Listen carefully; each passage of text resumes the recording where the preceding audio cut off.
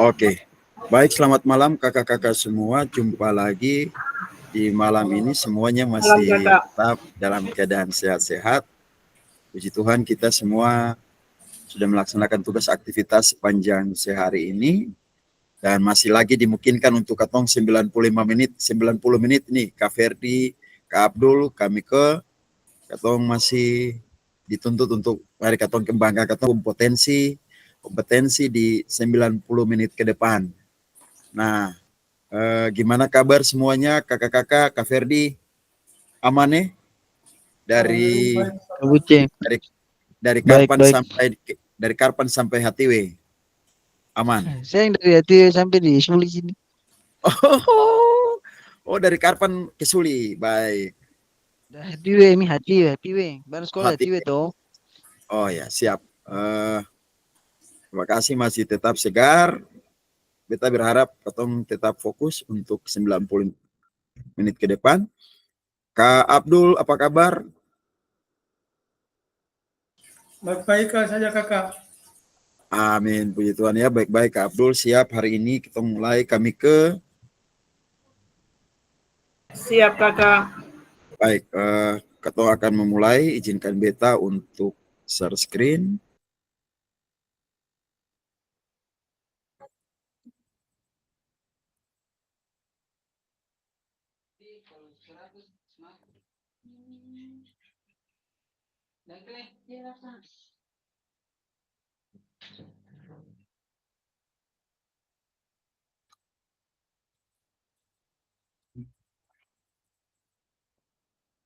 Baik, kakak-kakak sekalian, hari ini Katong akan memulai ke modul 1.3. Saya yakin, percaya bahwa kakak-kakak telah membaca modul 1.3 ini terkait dengan pembelajaran PJOK ya berpusat pada peserta didik. Ya, dan hari ini Katong akan saling menguatkan terkait dengan apa yang kakak-kakak telah pelajari.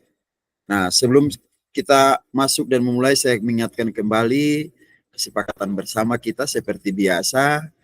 Kita tetap menyalakan kamera, masing-masing orang mematikan mikrofonnya, dan hadir seutuhnya, menghargai waktu bersama, memaksimalkan fitur chat, klik raise hand sebelum bertanya, dan apabila ada gangguan teknis adalah hal yang wajar. Nah, kakak-kakak sekalian, tujuan sesi yaitu Bapak dan Ibu diharapkan mampu memahami konsep pembelajaran PJOK yang berpusat pada peserta didik.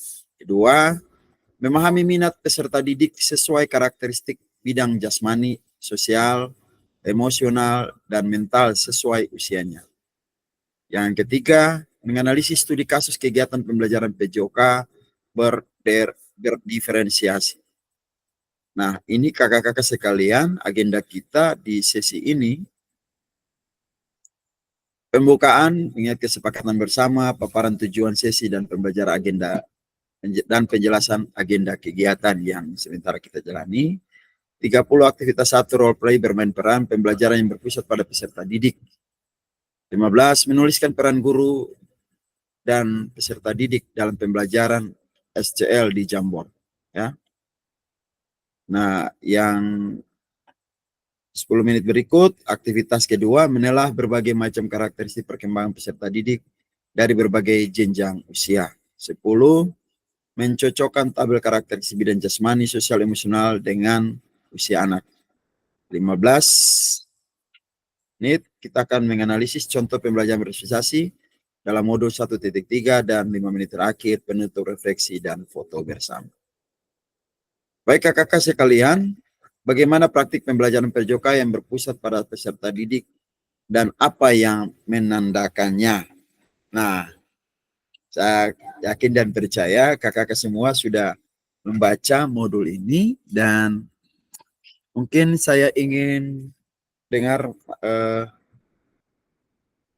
pendapat dari masing-masing kakak-kakak semua bagaimana praktik pembelajaran PJOK yang berpusat pada peserta didik itu. Apa yang menandakannya? Silakan mungkin Kak Wakan duluan. Tolong dengar suara Kak Wakan malam ini dulu. Bagaimana praktik pembelajaran PJOK yang berpusat pada peserta didik itu?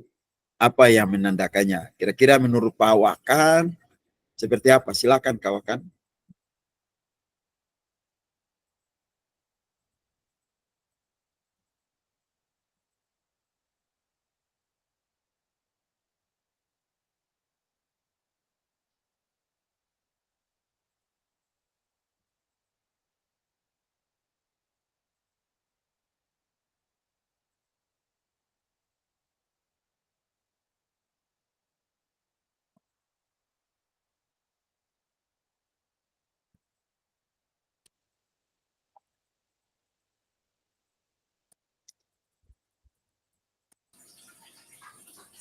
Bagaimana kakak? Kakak ulang. Ya, Kak Wakan silakan. Bagaimana praktik pembelajaran PJOK yang berpusat pada peserta didik itu, apa yang menandakannya? Silakan Kak Wakan. Ya.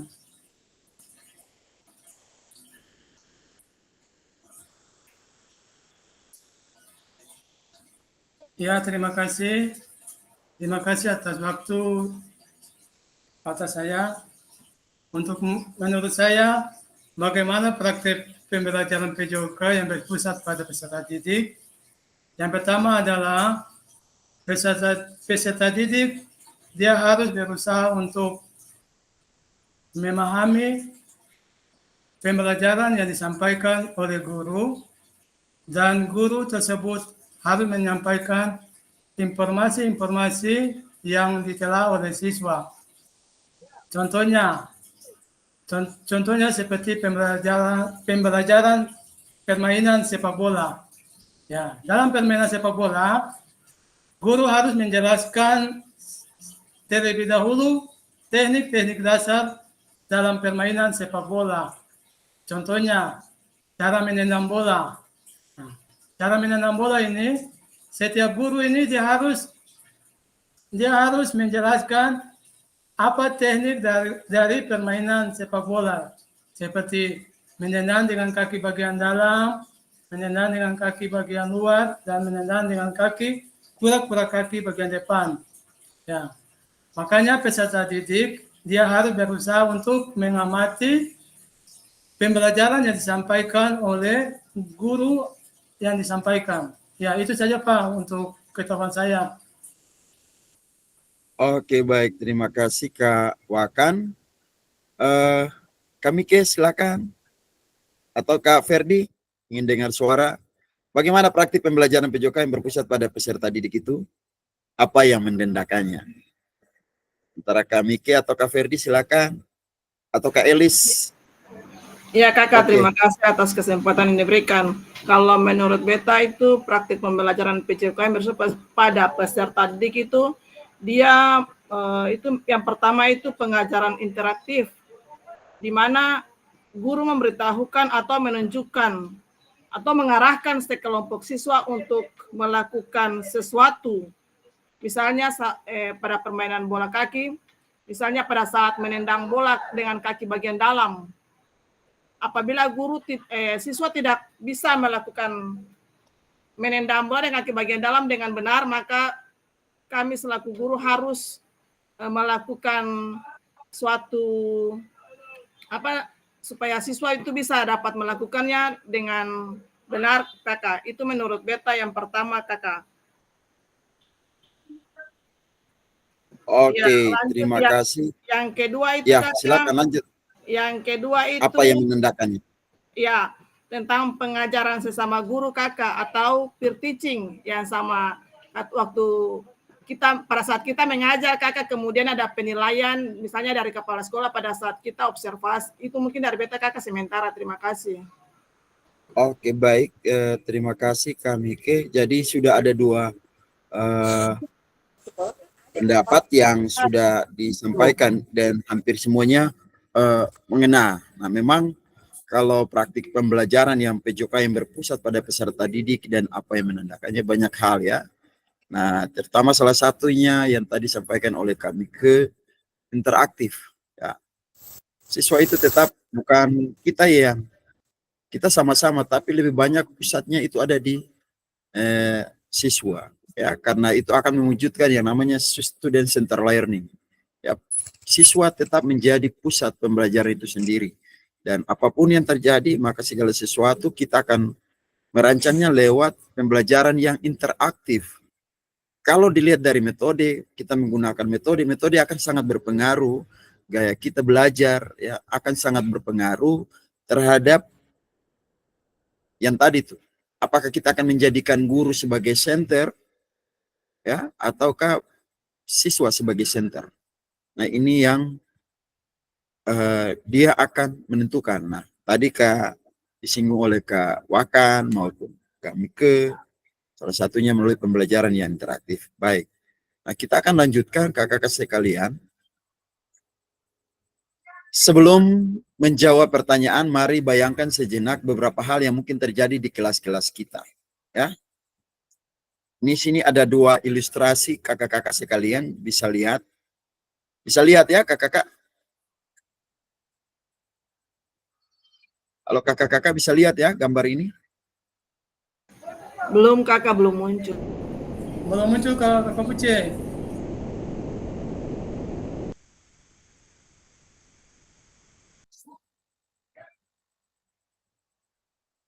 Gambar ini tidak tampil ya. Sudah kakak, sudah. Oke. Baik. Sudah Kakak Puce. Silakan kakak-kakak melihat ilustrasi dari sebelum menjawab pertanyaan. Menjawab pertanyaan, mari bayangkan sejenak beberapa hal yang mungkin terjadi di kelas-kelas kita. Yang pertama ada dua gambar dan beta minta kakak-kakak memberikan tanggapan. Apa saat ini kita lebih memilih banyak suara peluit sebagai perintah gerak daripada suara guru saat pembelajaran? Atau apakah saat pembelajaran semua gerakan peserta didik harus sesuai atau berdasarkan komando guru? Kira-kira gimana?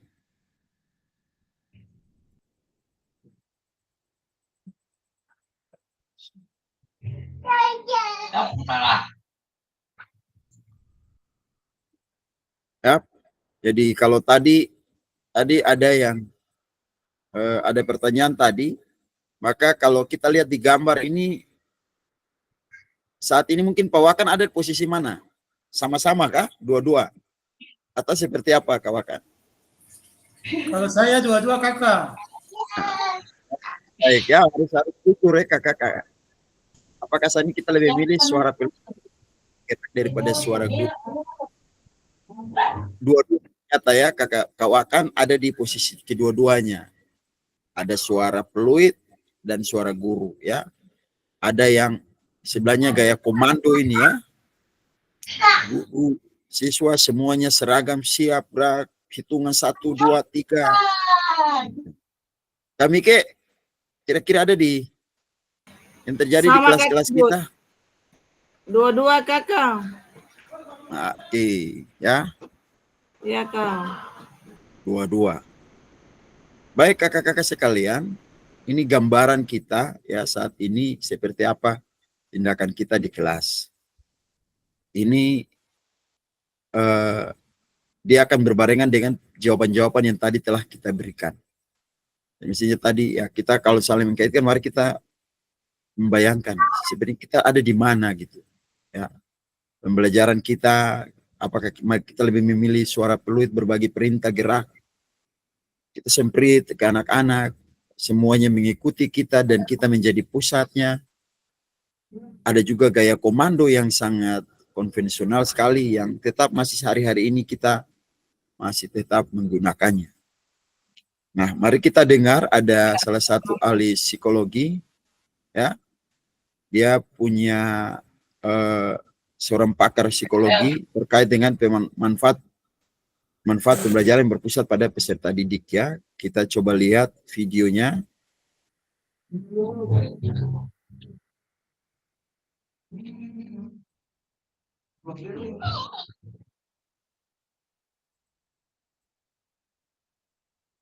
Terlihat ya kakak-kakak? Belum kakak. Belum kakak.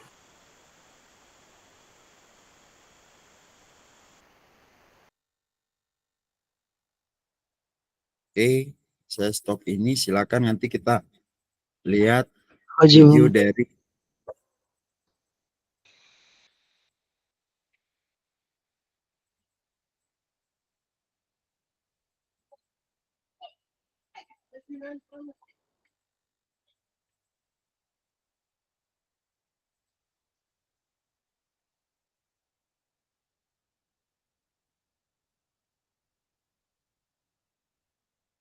terlihat ya kakak-kakak?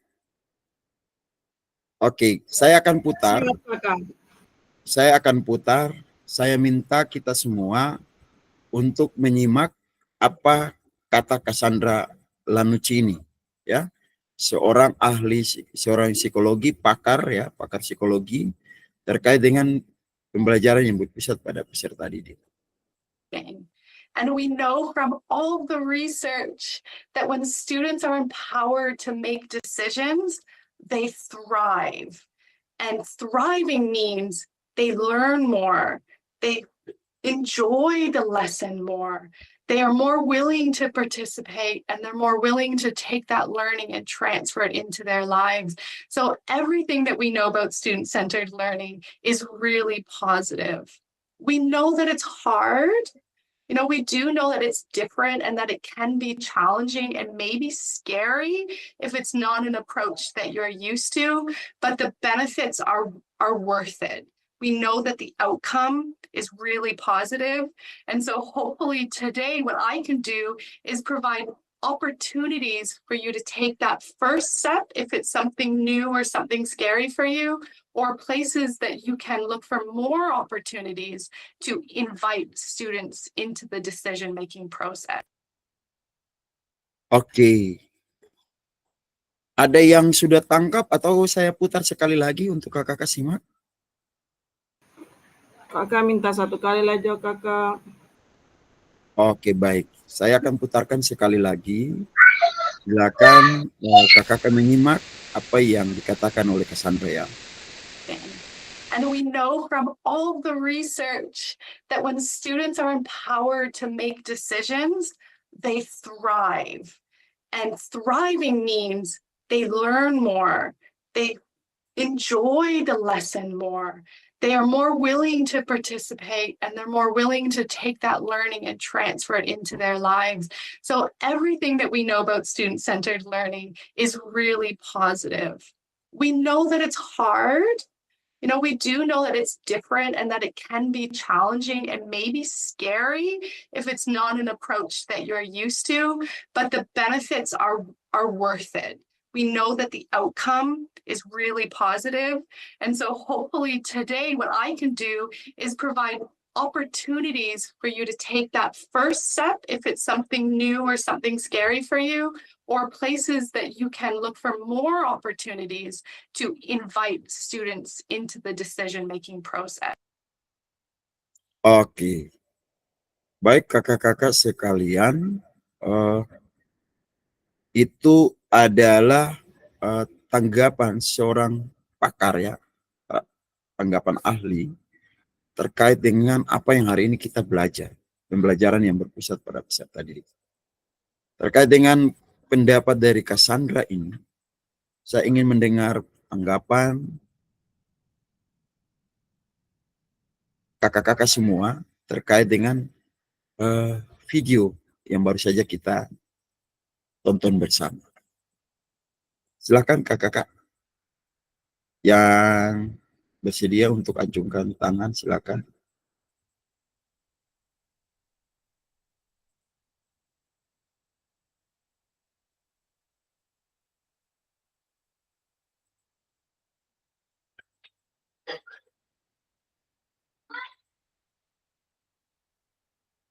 Sudah bisa simak tadi 2 kali diputar.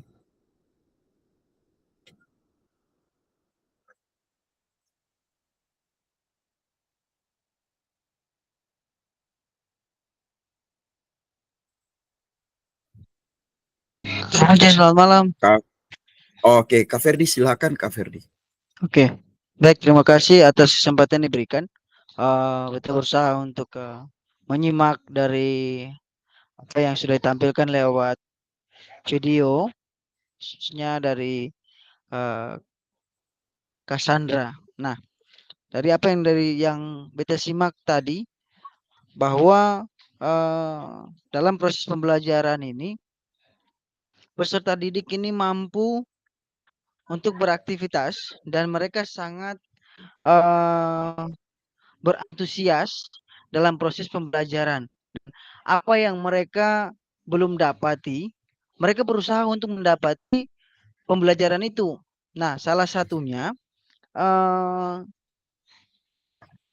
kepartisipasian daripada peserta didik itu sangat penting, sehingga mereka lebih memusatkan oleh pembelajaran yang dipelajari oleh mereka sendiri itu. Nah, salah satunya kalau dalam proses pembelajaran untuk Mapel PJOK ini kan yang pastinya yang sasarannya itu pada peserta didik, dan peserta didik ini diharapkan mampu untuk berpartisipasi dalam kegiatan pembelajaran. Nah, kalaupun memang peserta didik yang tidak mampu dalam melakukan proses pembelajaran, maka diarahkan untuk harus berpartisipasi. Nah, itu tujuan salah satu pembelajaran yang harus dilakukan oleh peserta didik itu sendiri. Nah, yang diharapkan adalah salah satu pembaruan yang mereka belum tahu.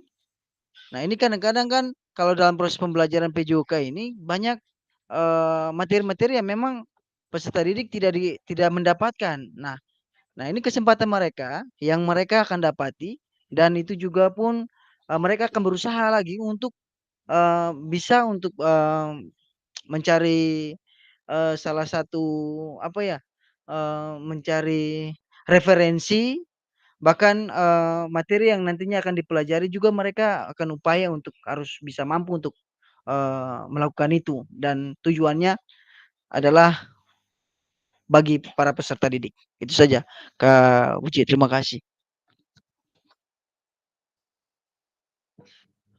Oke, baik. Kak Terima Uci, ya. kasih Kak Ferdi untuk pendapatnya. Jadi, semua itu akan terjadi ketika kita melakukan pembelajaran yang berpusat kepada peserta didik. Yang dampaknya yang tadi tuh Kak Ferdi sudah sampaikan ya. Jadi, banyak hal yang akan terjadi. Kalau pembelajaran itu Ya. benar-benar memang sesuatu yang menyulitkan kita akan. Kita hari ini, kan ini kita mau melakukan pembelajaran yang berpusat pada peserta didik, banyak hal, metode yang harus kita rubah. Memang sesuatu tantangan, tadi disampaikan oleh Kasanda Lunuci, ini tantangan, sesuatu yang tidak biasa kita lakukan. Tapi, diharuskan harus kita mampu, karena kenapa? Akan berdampak besar kepada murid. Ketika kita mampu melakukan ini, maka murid sendiri akan mampu untuk berinteraksi dengan kita, dia mampu menerima pembelajaran dengan baik, dia mampu mengeksplorasi seluruh kemampuan. Mungkin ya seperti itu. Uh, ada yang mau tambahkan, Kak Miki atau Kak Abdul? Iya kakak, terima kasih. Ya, terima Ya, kasih kakak Miki. atas kesempatan diberikan. Mungkin beta mencoba untuk menjawab dari apa yang disampaikan oleh Launci tadi.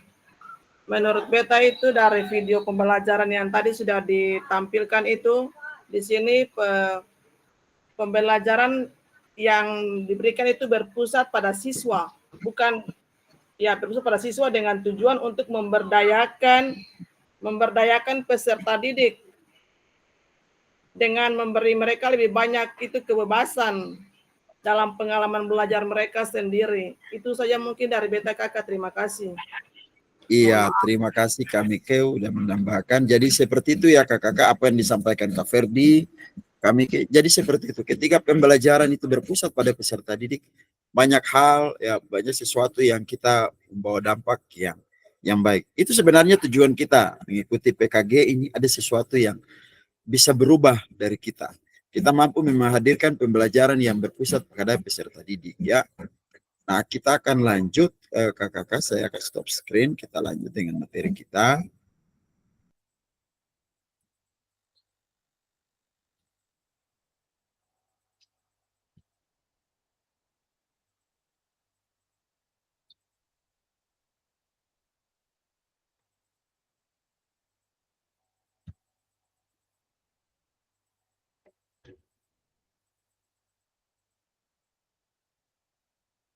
Ya, kakak-kakak sekalian, kita sudah dengar bersama ya eh,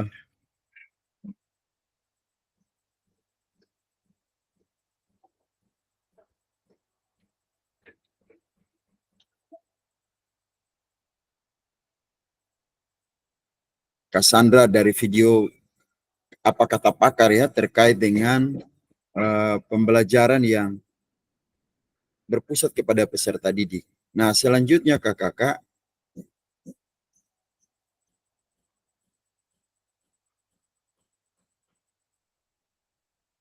mari kita masuk di aktivitas pertama. Kita akan melakukan aktivitas role play. Nah, role play ya, tujuan peserta didik, capaian pembelajaran tujuan. Ini CP-nya, tujuan pembelajaran peserta didik. Memahami gerak fundamental ya. Tujuan pembelajaran pertama, peserta didik melakukan dan memahami gerak koordinasi dengan benar. 2, peserta didik mengetahui efek dari latihan yang dilakukan. 3, peserta didik dapat menganalisis efek latihan yang diberikan melalui perubahan denyut nadi.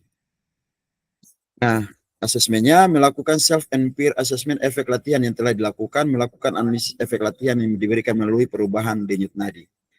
Aktivitas pembelajaran latihan gerak koordinasi. Nah, ini kita akan bermain kakak-kakak, bermain peran di sini. Di aktivitas role play ini salah satu contoh bagaimana pembelajaran nanti kakak-kakak bisa menilai sendiri. Kita akan bermain. Nah, langkah-langkah aktivitas kakak-kakak sekalian.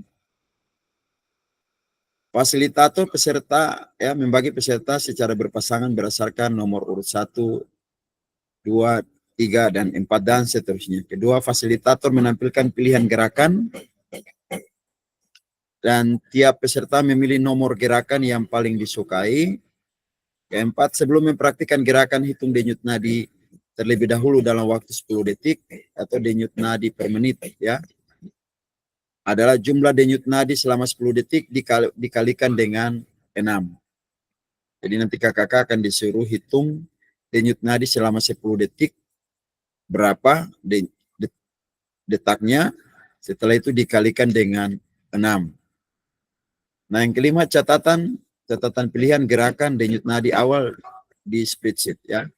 Nanti saya bagikan linknya. Oleh 6, lakukan gerakan yang dipilih secara bergantian dengan pasangan.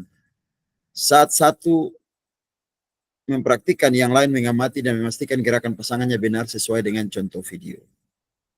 7, peserta yang mempraktikkan kemudian menghitung denyut nadi akhir dan menuliskannya di spreadsheet ya.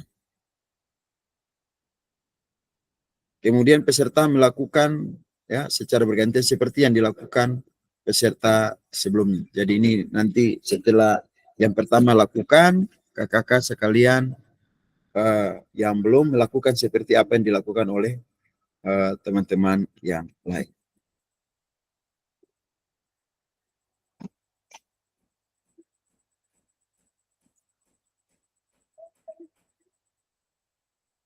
Baik kakak-kakak, nanti saya bagikan link role play-nya ini.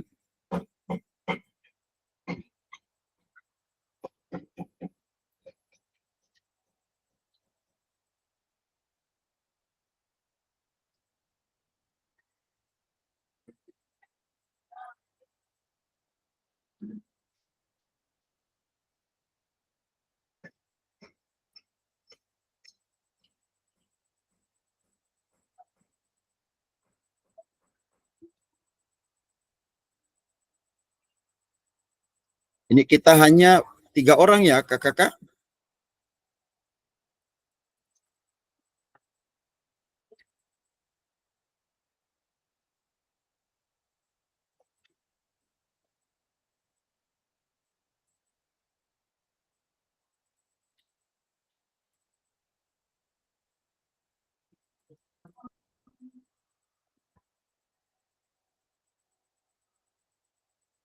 Kakak sekalian kita 3 orang saja ya. Tadi Kak El Tiga kakak. keluar lagi ya. Kalau katong 3 orang,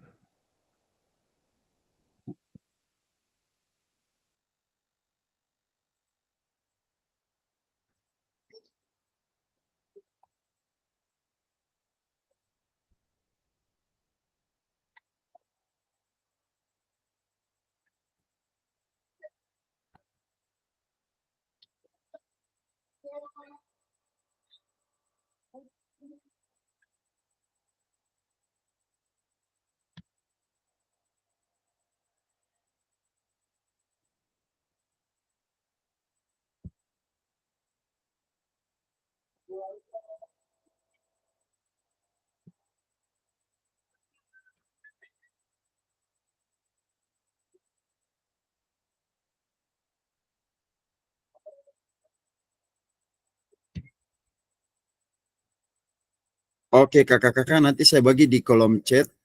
Sudah ada, dibuka di kolom chat itu, diklik. Silakan kakak-kakak klik kolom chat. Di kolom chat bisa terbuka ya.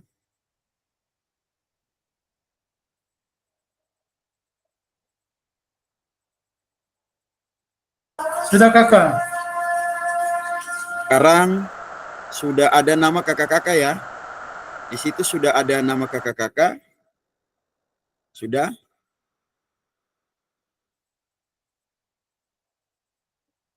Ada Kawakan, Kak Ferdi, Kak Mike. Nah, sesuai petunjuknya, coba kakak-kakak sekarang hitung denyut nadi masing-masing selama 10 detik berapa dan dikali 6 ditulis di situ denyut nadi awal.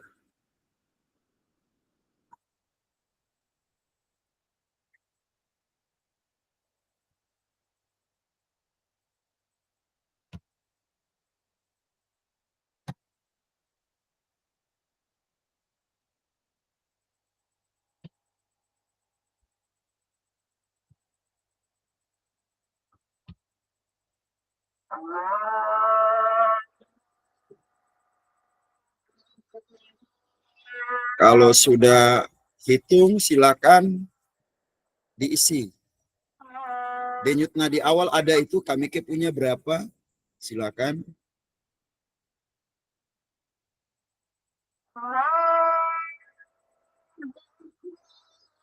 Kak Ferdi sudah?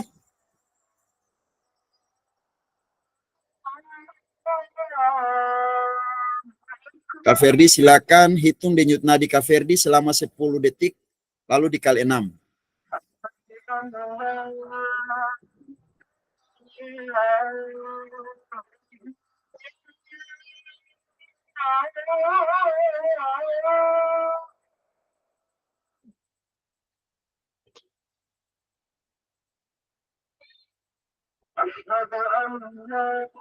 Silakan diketik, Kak. Di denyut nadi awal itu, diketik berapa kali.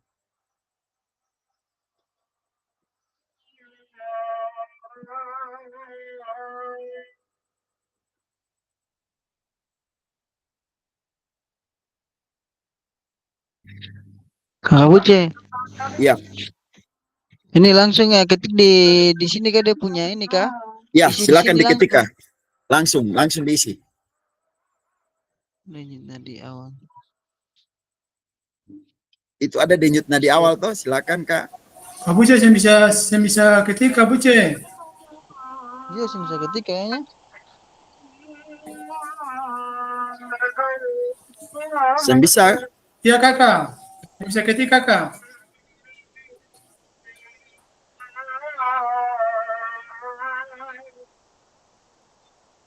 Oh, sabar beta rubah jadi editor dulu.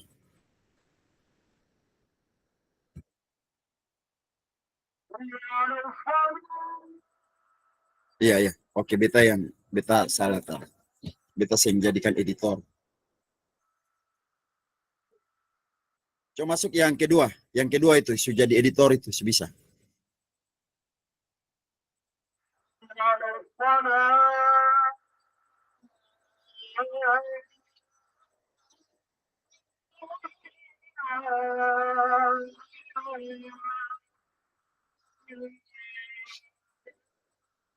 Sudah?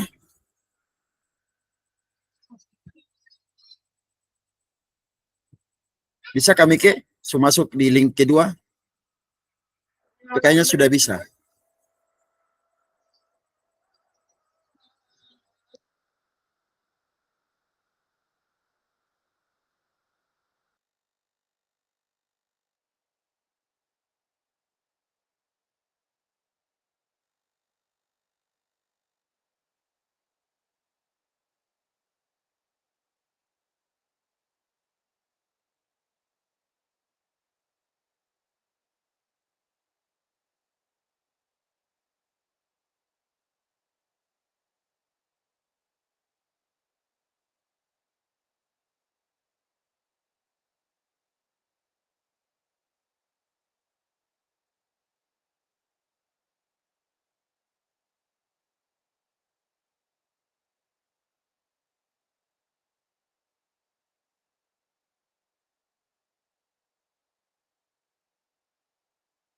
Kabuce, Sembisa Kabuce.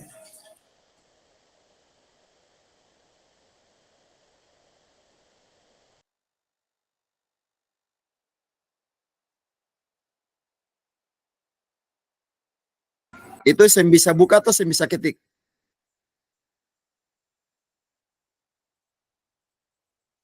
Masih mute, masih mute.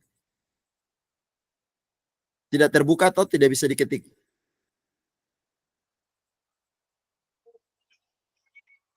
Kakak Puji beta punya sudah bisa diketik itu. Lalu coba diketik Sudah, saja kah? Sudah. ya Tapi beta diketik. belum, beta Ya belum itu. apa-apa, cuma beta ketik saja. Oke, kawakan itu sudah tuh kawakan. Karena sudah dijadikan editor toh. Bisa Bawa itu di kakak. kolom Oh, denyut ikut nadi kolom. awal itu diketik.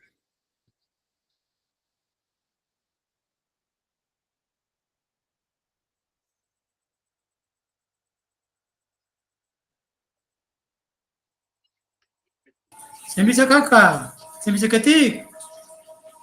Kakak klik di link yang baru tuh, link yang baru di kolom chat. Link yang di bawah.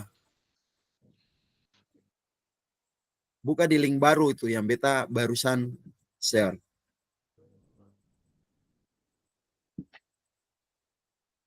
Sudah?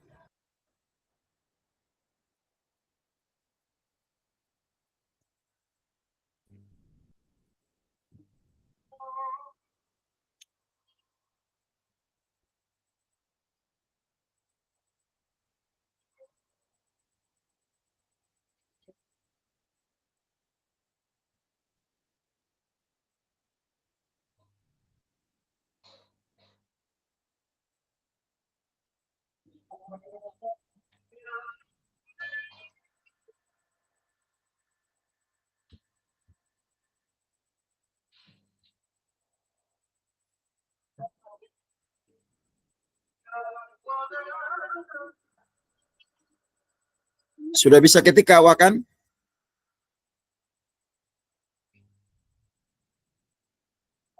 Kami ke belum, kami ke punya?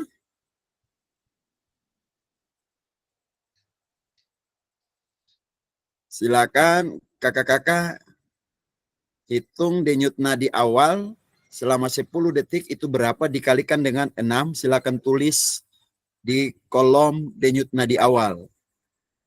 Yang baru ada ini Kak Ferdi, denyut nadinya itu 102 ya.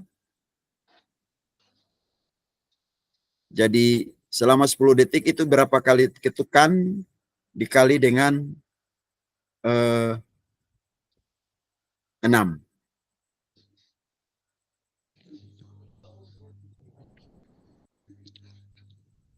Kawakan punya sudah tuh. Nah, oke. Baik kakak-kakak sekalian, sekarang kita lanjut. Nah, ini kan kita dalam kegiatan role play. Setelah kakak-kakak sudah menghitung denyut nadi awal kakak-kakak dan sudah dicantumkan di eh,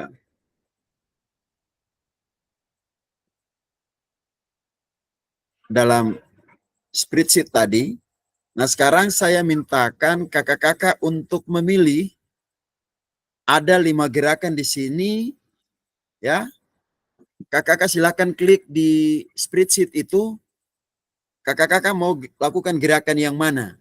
Nanti ada videonya, contoh gerakannya ya. Nanti saya tampilkan contoh gerakan ya. Nanti kakak-kakak pilih di spreadsheet itu berapa, nomor berapa. Yang kakak-kakak gerakan mana yang kakak-kakak mau pilih. Nomor 1 itu gerakan kombinasi membengkuk dan menekuk. Gerakan kedua itu jumping jack. Gerakan ketiga lari di tempat. Gerakan 4 gerakan silang tangan menyentuh jari kaki. Dan 5 loncat di tempat. Nah ini 5 gerakan yang saya minta untuk kakak-kakak memilih salah satunya. Nah ini contoh ya. Contoh gerakan role play yang nanti kakak-kakak semua dilakukan 2x8. Ya.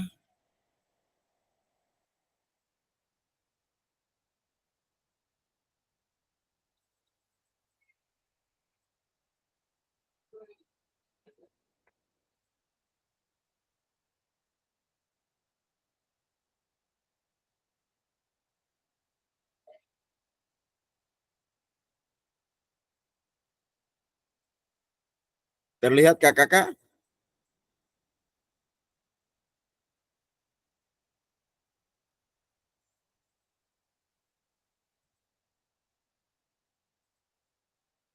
Nah, ini contoh gerakan, kakak-kakak memilih gerakan mana yang mau kakak-kakak lakukan.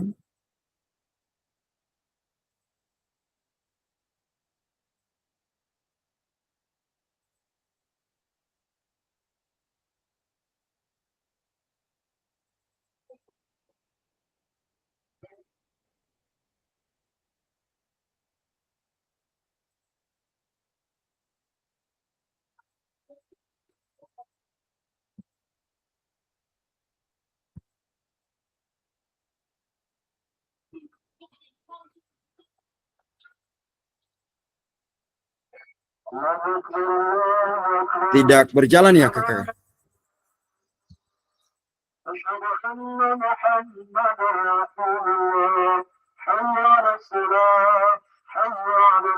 Ini kakak-kakak.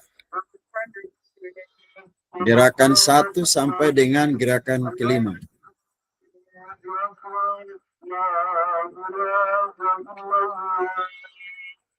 Ini gerakan pertama, gerakan kedua, gerakan ketiga, gerakan keempat, gerakan kelima.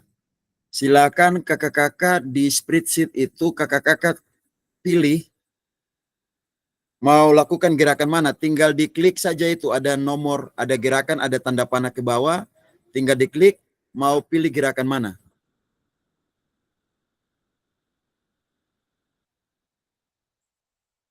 Nah, nanti kita saling melihat ya. Yang misalnya kami ke awasi Kak Ferdi dalam melakukan gerakan ini buat di tempat kakak-kakak. Nanti malam ini kita akan bergerak sedikit 2x8. Kami ke mengamati Kak Ferdi mengamati Kak Abdul mengamati kami ke. Nah, gerakannya dibuat 2x8. Setelah itu kita lagi langsung menghitung denyut nadi masing-masing. Bisa ya? Sudah pilih? Kak Ferdi pilih yang mana? Silakan diketik di spreadsheet. Mau lakukan gerakan yang mana? Kak Abdul silakan pilih nomor berapa gerakan yang mana? Dan kami ke silakan.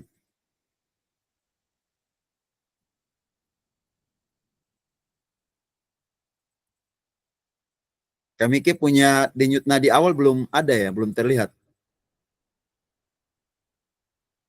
Kakak beta pusing bisa ketik kakak. Bisa itu Kak.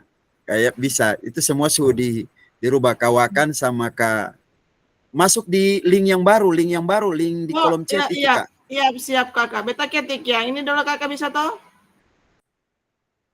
Ya, klik di link baru yang beta share itu.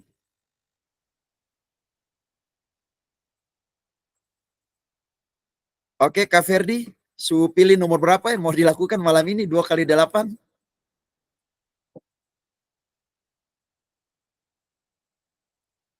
Jumping jack lebih mudah kah atau lari di tempat? Atau lompat di tempat?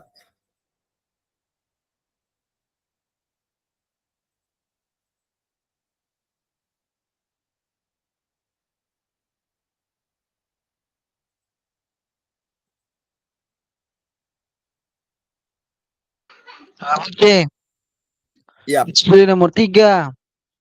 ya. Ketik, Nomor 3. pilih. Kita ketik itu, kita ketiknya nomor 3 lah, lari tempat. Kak Ferdi itu tekan gerakannya. Kak Enter. Ferdi punya masih sini, masih gerakan keempat. Kak Ferdi pilih. Hah? Oh, Masih terbaca keempat. sorry. Siap. Kita tulis di itu, sorry. Maaf. Di anak panahnya, di Maaf. spreadsheet. Siap. Tinggal diklik berapa Sorry. yang dipilih. Siap.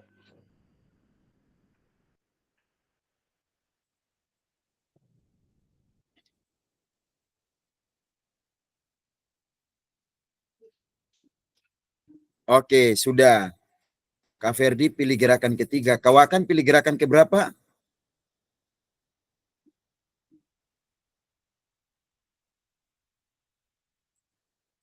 Kawakan gerakan keberapa?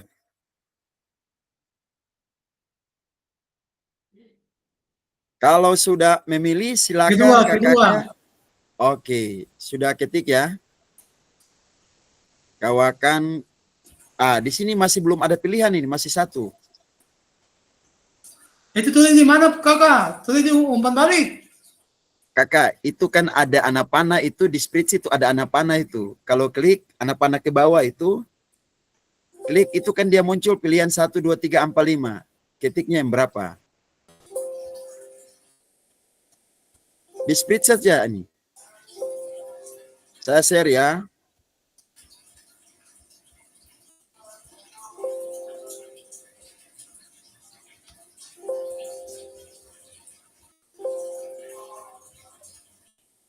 Bagaimana lagi?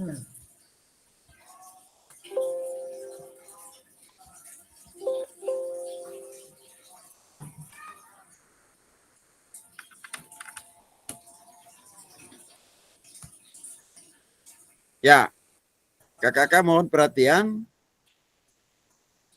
Kakak lihat di ini anak panah ini nih kakak. Kakak lihat. Ini tinggal klik di sini pilihannya keluar. Ya, ini kan kalau kawakan pilih kan keluar ada pilihan gerakan tuh kan. Nah, Kak Ferdi punya sudah pilih nih gerakan ketiga. Nah, Kak Mike, kawakan gerakan keberapa?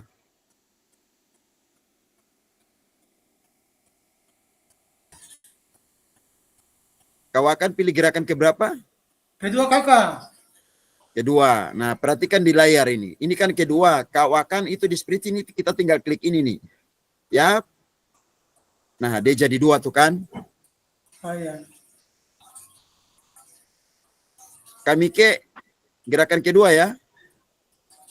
Siap kakak, gerakan kedua kakak. Nah, denyut nadi awal berapa Kak Mike? 110 kakak. Oke. Baik. Oke, kakak. Itu kakak. Kakak punya denyut ya, sudah. Nah, sekarang kita akan berolahraga kakak. Sekarang tadi supilih toh. Kakak supilih bentuk gerakan, silakan kasih luas. Nah, Kak Ferdi suka kasih luas itu. Kawakan silakan, Kak Mike silakan. Pilih nomor berapa, bikin 2 kali 8, silakan.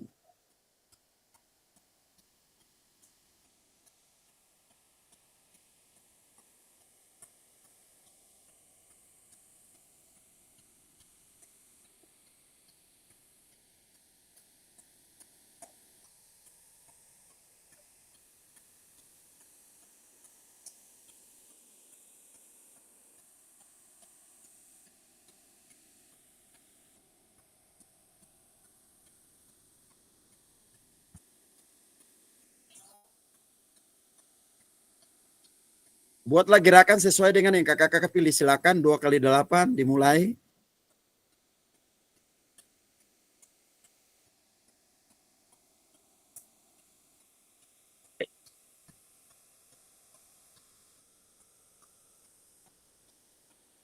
Sekarang kakak hitung denyut nadi akhir. Denyut nadi akhir selama 10 detik dikalikan juga dengan 6.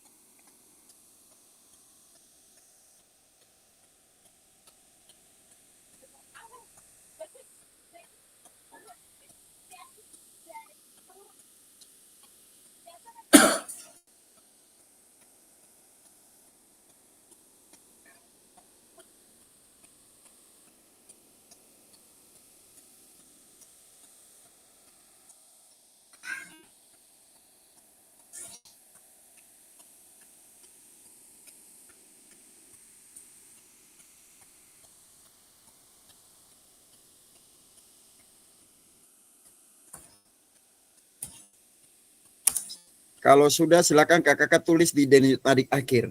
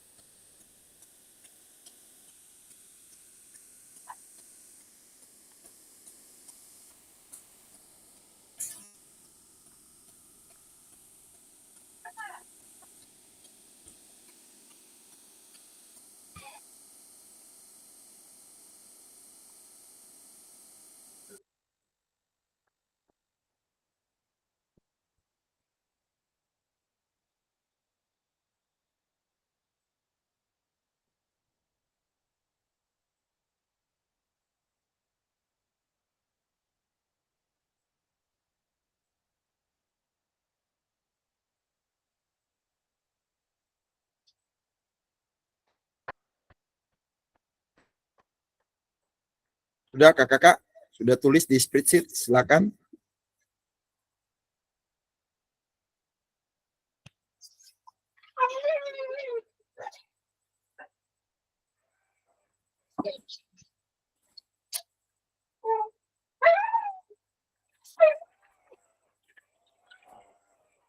Dexter, diam, apa deh?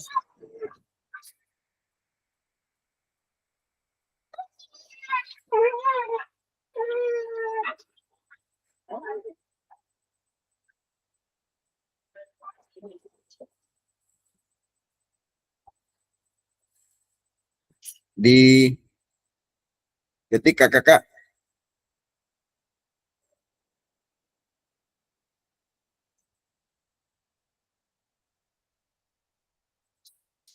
Hitung selama 10 detik dikali 6.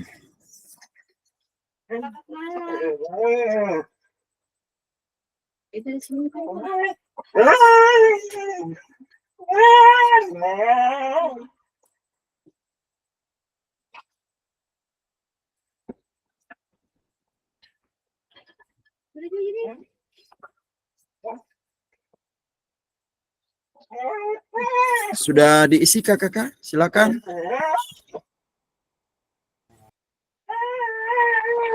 Kalau sudah isi, kita lihat.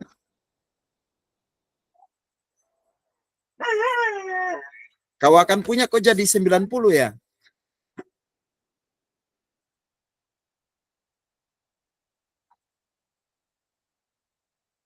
Hitung denyut nadi 90 detik selama 10 detik dikalikan 6.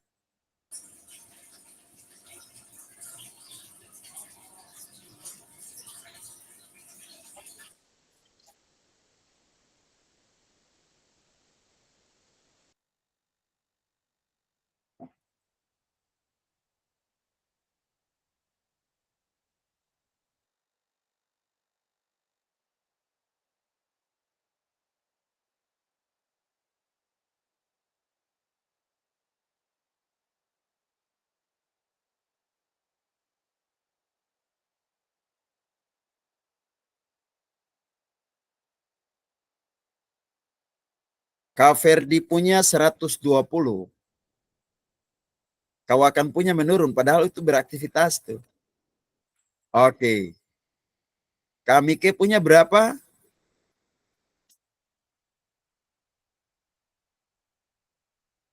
Kami ke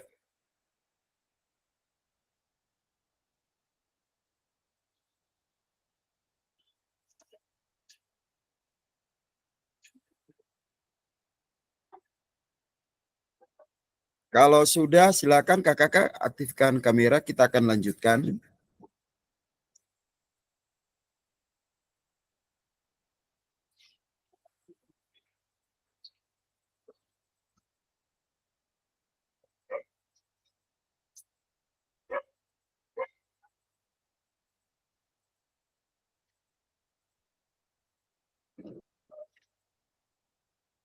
Ya, kakak-kakak sekalian.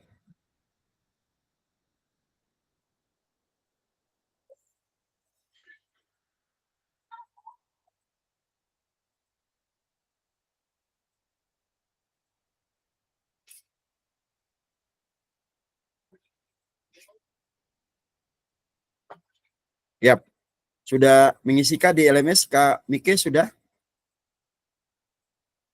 Sudah kakak. Kak Mike punya 120. belum ada nih. Hah?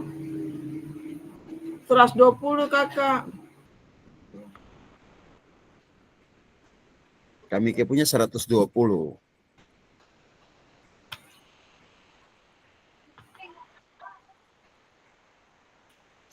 Oke, Miri. Ini kawakan punya ya. Kawakan punya ini yang turun 90 nih. Rupanya tadi tidak bikin atau bikin nih, Kak? Mestinya naik ini. Kok turun 90? Oke.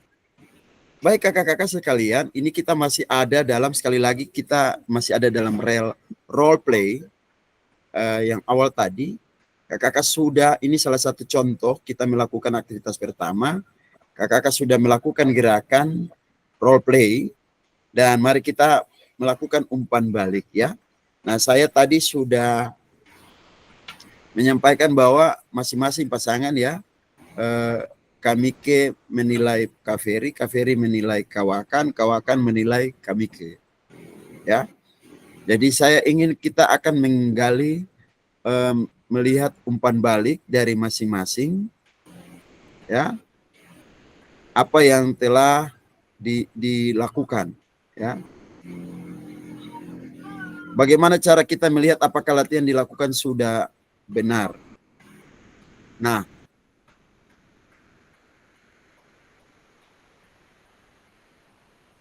yang kedua, adakah efek yang Bapak Ibu rasakan dari latihan yang telah dilakukan? Nah, efek tersebut mengindikasikan apa? Oke. Menurut Bapak Ibu, apa yang mempengaruhi denyut nadi Bapak Ibu sebelum dan setelah latihan? Ini hal-hal yang nanti kita akan menjawabnya. Nah, silakan kakak-kakak sekalian, kita saling menilai ya.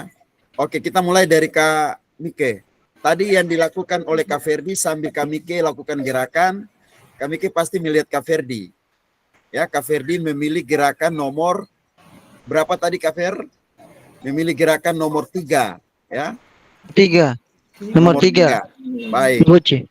Menurut Kak Mike, coba apa yang Kak Ferdi lakukan itu sudah benar gerakan itu ataukah belum? Silakan. Kakak, mohon maaf, tadi beta belum dapat lihat kakak Ferdi buat gerakan, Kang. Galap. Gelap. Oke, baik. Ada sama Kawakan. Sabik jadi galap ini ada ancol. Kak Ferdi dapat lihat kawakan buat seng. Jujur saya kakak, itu juga sudah boleh kakawakan buat lagi. Saya tahu betul mau apa bagaimana nih. Ya. Kak Wakan kelihatan Kak Mike, tadi Kak Mike itu paling jelas itu. Kak Wakan kelihatan. Sudah boleh lagi.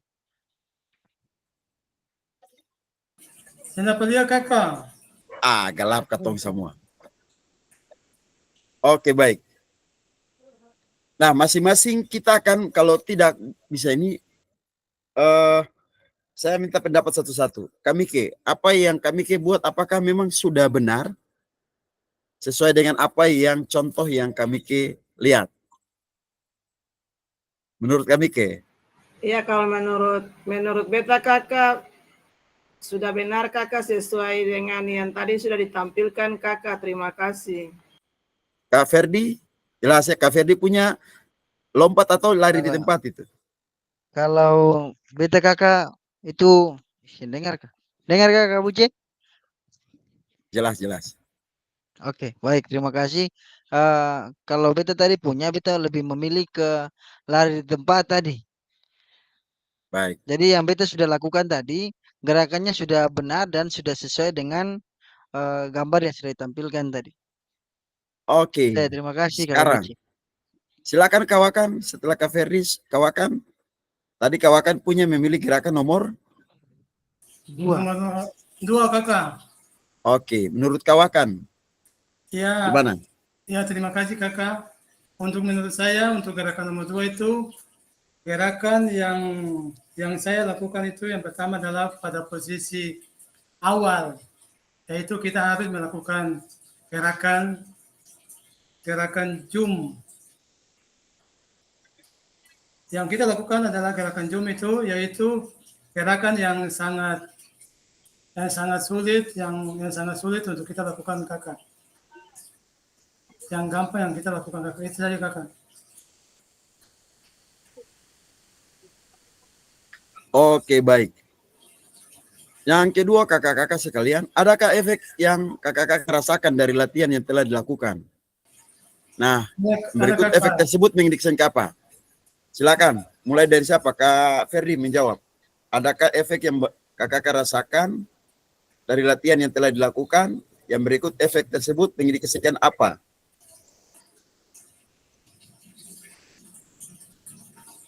Ya Kakak Puji, terima kasih. Efek yang dirasakan tadi itu apa? Rasa agak-agak kecapean sih sebenarnya. Lalu terus efeknya itu eh, rasa mungkin karena faktor belum makan belum terlalu kenyang kah? Jadi rasa pokoknya ada rasa perut ada sakit sedikit ya mungkin karena lapar lagi kah begitu. Tapi kalau persiapan berarti susah yang lain apa Kakak Puji. Itu saja terima kasih.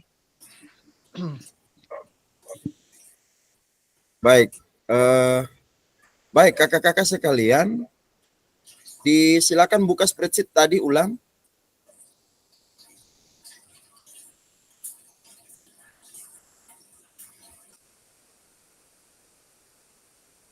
Bapak, kakak-kakak sekalian, silakan tulis. Itu kan ada pertanyaan umpan balik di belakang. Jadi saya mintakan untuk masing-masing menulis menegerakan yang dilakukan. Silakan kakak-kakak. Waktu kita 3 menit saja ya. Kakak-kakak masuk di spreadsheet di link yang tadi kakak-kakak sudah isi. Lalu silakan menulis umpan balik mengenai gerakan yang telah dilakukan. Kalau pasangan Kakak Puji atau kau tuh sendiri? Nah, karena kita Ketik cuma sendiri. bertiga, Anda bertiga, jadi masing-masing menulis punya dia. Oke siap. Mungkin waktu kita 3 menit saja, kakak-kakak.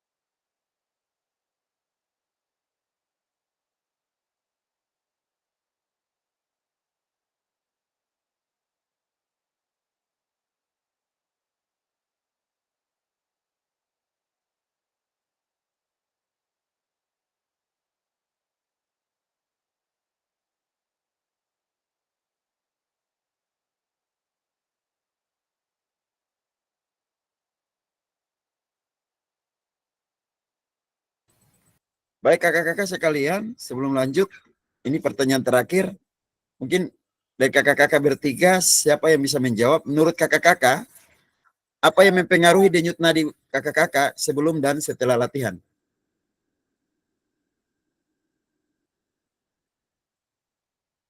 Kalau tadi di awal cuma 110, tapi setelah itu naik 100 sekian, apa yang mempengaruhi kira-kira kakak?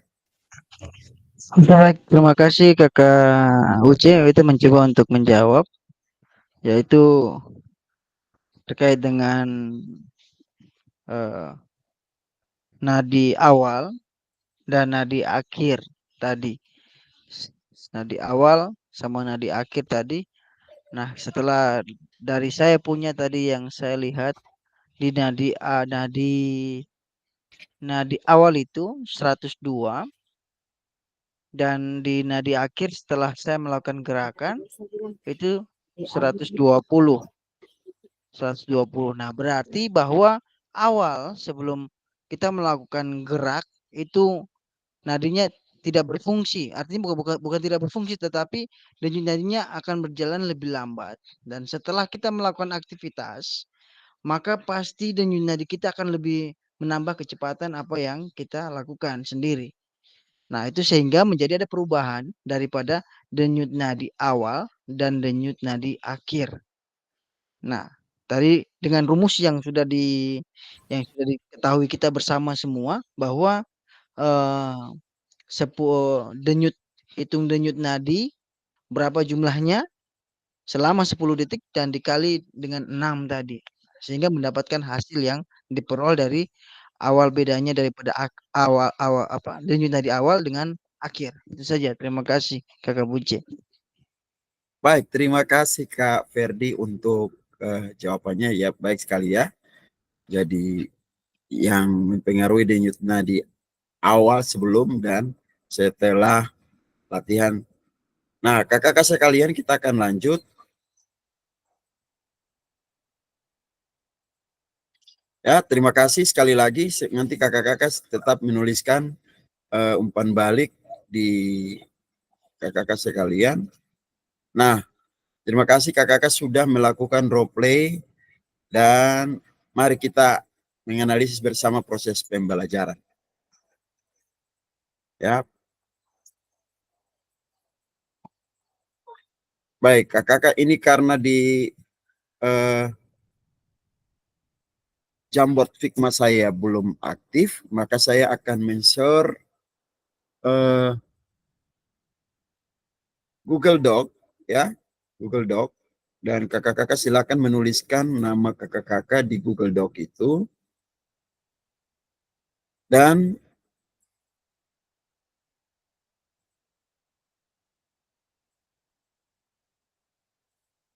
menuliskan ya.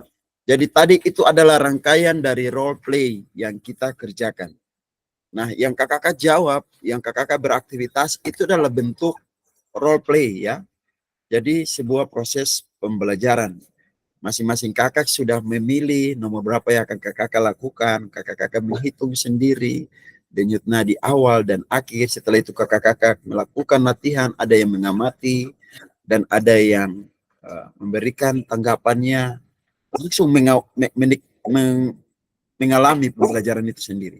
Nah, sekarang kita akan bersama-sama menganalisis proses pembelajarannya. Ya. Jadi saya nanti akan membagikan bukan ini ya. Bukan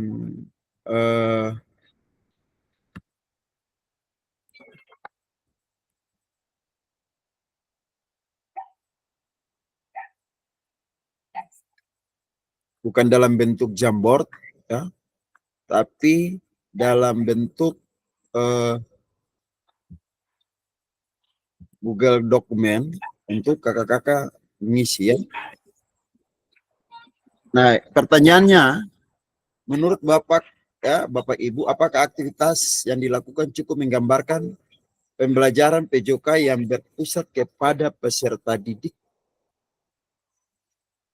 Kalau memang demikian ya, kenapa? Ya, kalau tidak, kenapa? Ya. Baik kakak-kakak, ini saya akan mengkopinya dan kita akan kerjakan, masing-masing akan menulis namanya dan menulis nama dan memasukkan pendapatnya di Google Doc. Ya, saya akan coba.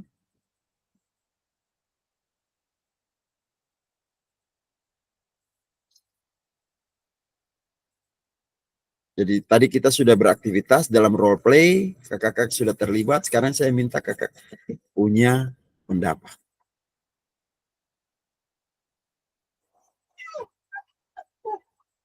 Ini lebih gampang mana ya? Di sini, Jambox adalah.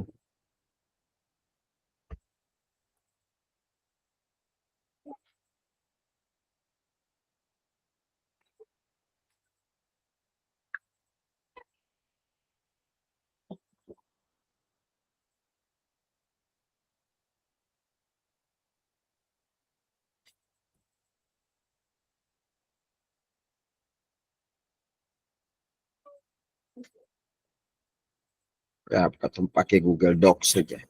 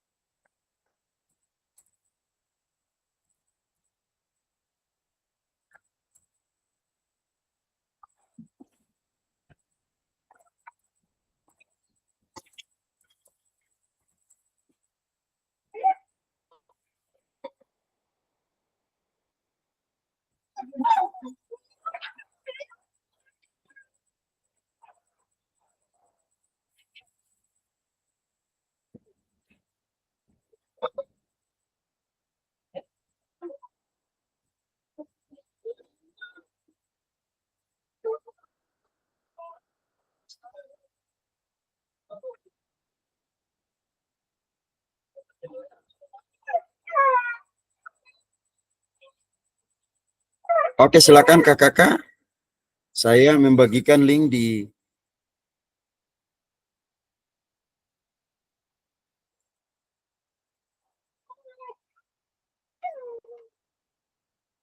silakan buka Google Docs itu dan mengisi berdasarkan pertanyaan yang ini kakak-kakak. Jadi kan tadi kita sudah melakukan aktivitas bersama dalam role play dan menurut kakak-kakak ya,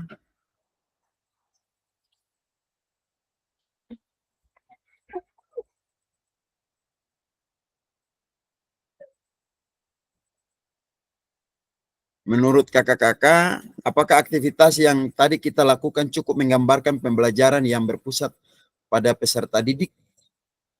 Ya, kenapa? Kalau tidak, kenapa? Dan berikut apa ada masukan untuk perbaikan pembelajaran? Silakan kakak-kakak. Tulisnya di Google Docs yang tadi saya telah bagikan dalam link itu.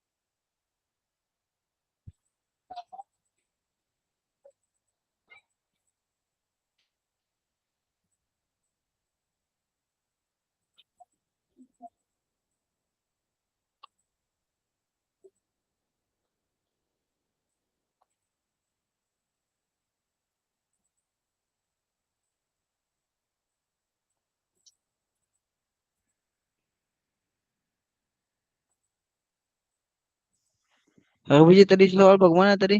Ini kah? Ya, silakan ada di dokumento.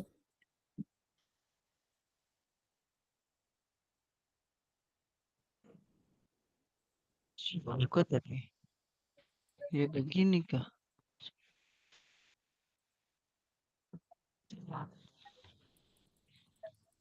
Sudah bisa langsung diketik, sudah terbuka ya di link terakhir yang di kolom chat. Saya buka senjata nih, Kak Puji. Dia minta apa? Akan di sini tulisnya ini awal masuk dia tulisnya gini. Unit S cash terus request cash ini nih. Lalu di bawahnya Akses. beta punya itu apa akun ID belajar.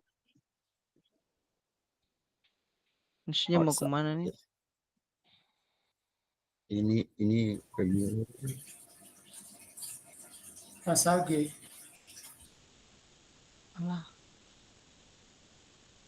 dapat ditemukan di hasil penelusuran.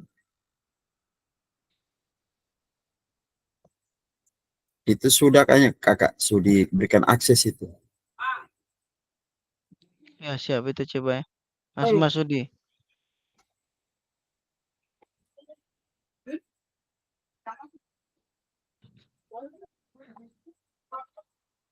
Itu sudah diberikan akses semua kakak. Jadi.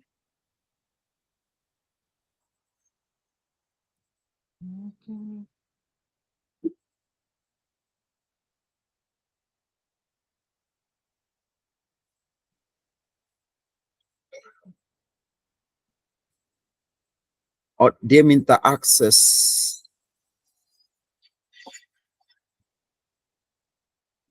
Padahal itu sudah tuh. Coba kakak, ini jadi. Bagikan, oke. Bisa kakak? Sudah diberikan akses tuh kak.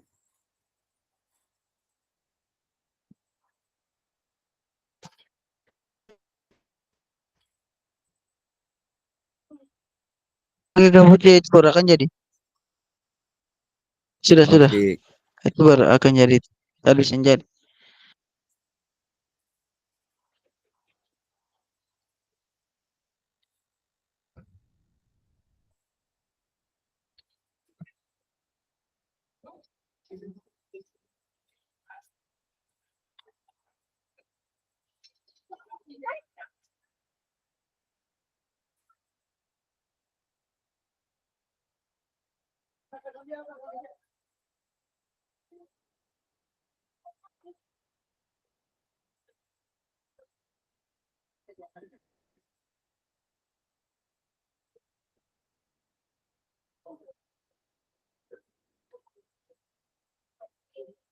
kami ke sudah.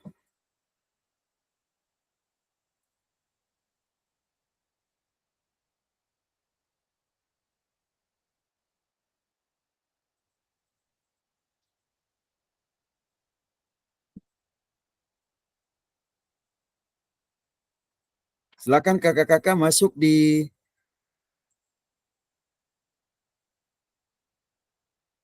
Oke, baik. Sambil menulis kakak-kakak saya ingin langsung saja kakak-kakak memberikan tanggapan terkait dengan menurut kakak-kakak yang kita lakukan itu cukup menggambarkan pembelajaran PJOK yang berpusat pada peserta didik atau tidak. Silakan Kak Ferdi.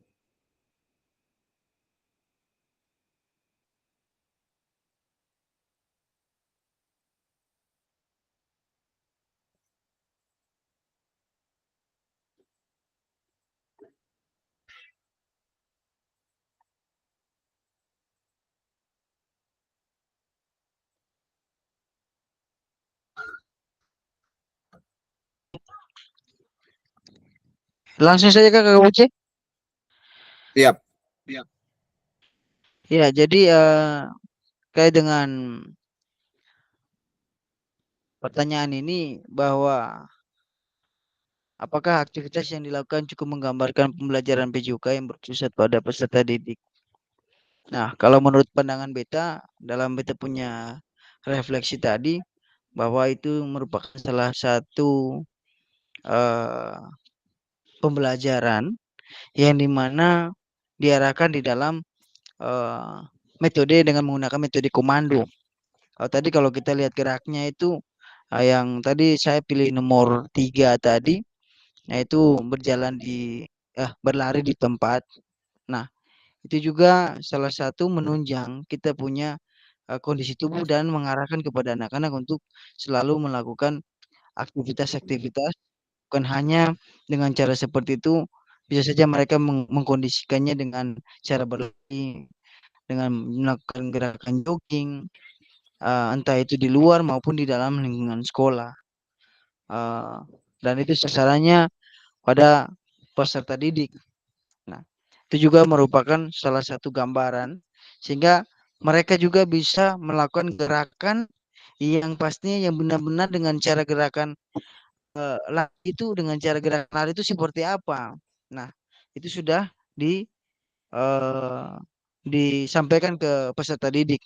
Nah, salah satu saya pernah juga memberikan arahan untuk anak-anak bahwa kita bagaimana caranya kita untuk berlari dengan baik dan benar itu seperti apa. Nah, daripada gerakan itu dengan kondisi yang kita lakukan adalah posisi gerakan itu kaki harus berat, kaki harus ada bagian jari-jari kaki. Jadi bagian di depan itu dia harus berat. Nah, itu dengan posisi lari dan jalan juga berbeda.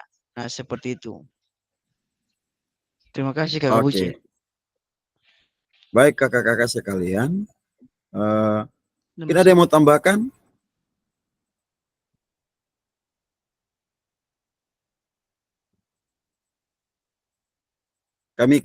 Menurut kami apakah aktivitas yang dalam role play secara keseluruhan itu sudah cukup menggambarkan pembelajaran PJOK yang berpusat kepada peserta didik? Ya kakak, terima kasih atas kesempatan yang diberikan. Menurut beta sudah kakak, di mana pembelajaran PJOK itu dianggap itu sebagai sarana kakak untuk mendorong perkembangan keterampilan motorik seperti atau kemampuan fisik yang tadi yang beta lakukan itu pada saat gerakan lompat, istilahnya lompat gembira pada saat kita melakukan gerakan pemanasan kakak. Jadi itu bisa membuat pola hidup kita semakin sehat kakak, dan pada akhirnya itu dapat merangsang pertumbuhan dan perkembangan yang semakin seimbang. Itu saja kakak mungkin dari. Baik, jadi pada intinya semuanya berpengaruh ya. Jadi memang benar-benar pembelajaran yang kita lakukan melalui role play tadi itu sudah benar-benar berpihak kepada peserta didik. Baik kakak-kakak, kita akan lihat lagi pendapat dari Cassandra Lanucci ini terkait dengan student center learning, berbagi keputusan dengan murid ya. Kita akan lihat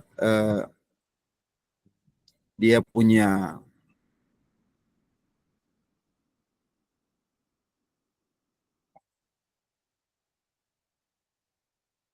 video ini, silakan kakak-kakak simak.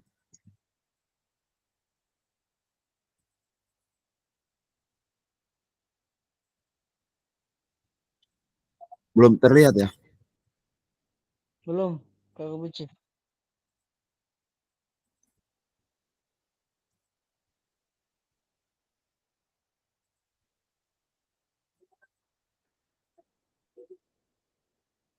Helps you to plan the appropriate. Oke, silakan kakak simak. Important here is that we're sharing the decision making, right? What's important here is that we're sharing the decision making, right? At the end of the day, that's what student-centered learning is. We're thinking about the student first. So we're looking at where is their skill level, what are their strengths, what are their areas for improvement. And that comes from a relationship with your students. So knowing your students helps you to plan the appropriate movement skill that meets them where they're at so that you can progress their learning. But it also means that we invite them into the decision making. So we share the decision making, and that's the key word that I want to emphasize today. We don't give away the decision making. So it's not that you don't have any control anymore and students have all the control. That's not what we're saying. There's a sharing of that responsibility. And we can share decisions around who, what, where, when, how. Oke, bisa ditangkap kakak-kakak lewat video, lewat pandangan tadi. Jadi SCL ini penting ya, kita telah melewati tadi role play itu bagaimana siswa ya. Jadi itu tadi ada salah satu model pembelajaran yang berpusat kepada peserta didik. Bagaimana siswa diberikan pilihan, dia mengalami sendiri, dia mulai denyut nadi, dia memilih gerakannya, dia melakukannya. Jadi ada pilihan-pilihan. Jadi bukan lagi kita menyuruh anak, kamu harus ambil nomor ini, kamu harus mengambil nomor ini, tidak. Tapi seluruhnya kita memberikan pilihan-pilihan itu kepada anak-anak. Memang sangat dibutuhkan ekstra kita merancang pembelajaran itu dengan baik yang berpusat kepada peserta didik. Bagaimana metode yang kita pakai. Nanti kita akan pelajari juga metode-metode yang akan kita pakai seperti apa. Jadi itulah bagaimana pembelajaran yang berpusat pada murid itu akan berpengaruh. Bukan berarti kita lepas kendali, tidak. Bahwa siswa nanti menentukan sendiri, tidak. Kita membantu memfasilitasi, kita adalah fasilitator. Kakak-kakak semua ada fasilitator. Kita memfasilitasi dengan berbagai metode yang nanti akan kita berikan kepada anak. Salah satu contoh adalah tadi misalnya role play. Bagaimana anak diberikan jenis-jenis gerakan, dia memilih dengan tujuan yang sama untuk mengukur denyut nadi misalnya. Tapi pilihan gerakannya itu ada kepada anak. Ini yang membuat kita sedikit berbeda ya. Kalau pembelajaran yang nantinya kita lakukan itu yang benar-benar berpusat kepada peserta didik. Nah, kakak-kakak sekalian, kita akan lanjut. Bagaimana kita akan melihat ya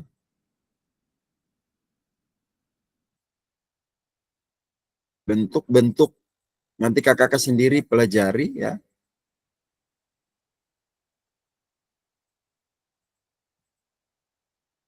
Kita sudah hampir selesai.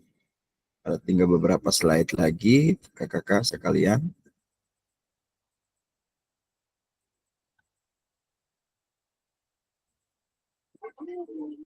Nah, baik kakak-kakak, jadi pembelajaran yang berpusat kepada peserta didik ya.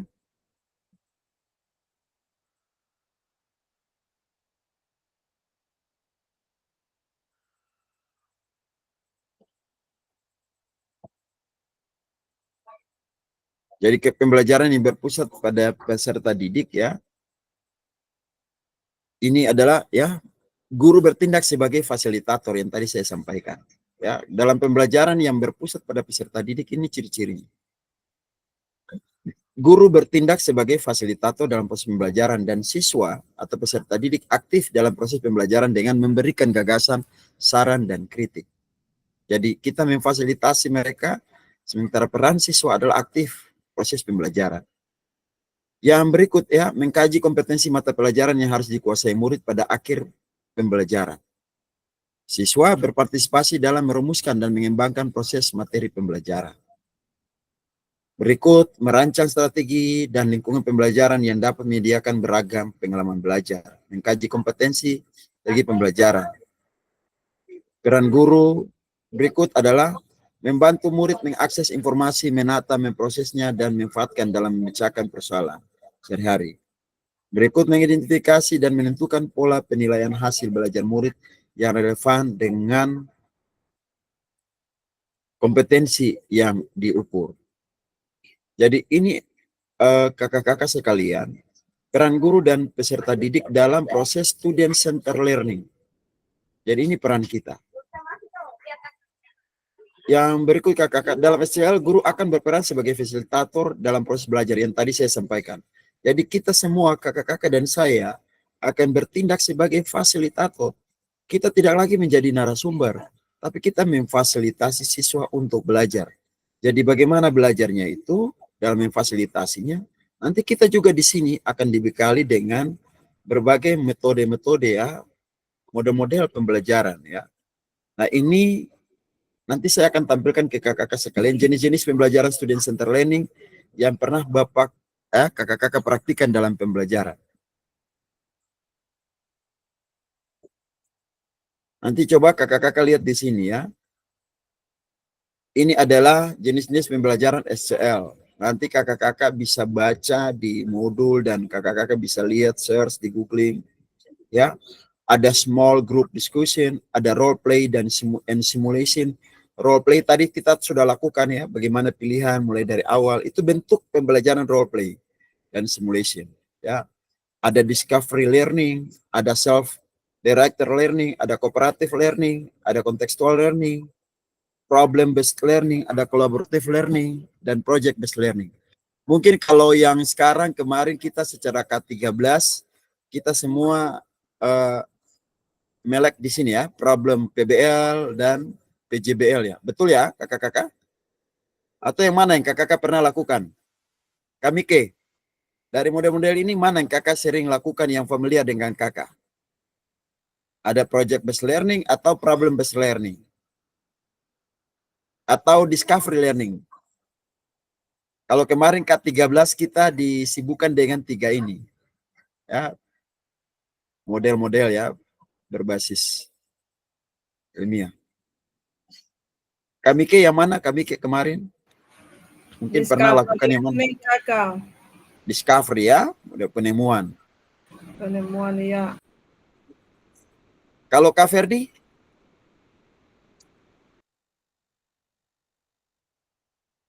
Kak Ferdi lebih banyak di mana kemarin nih berproses?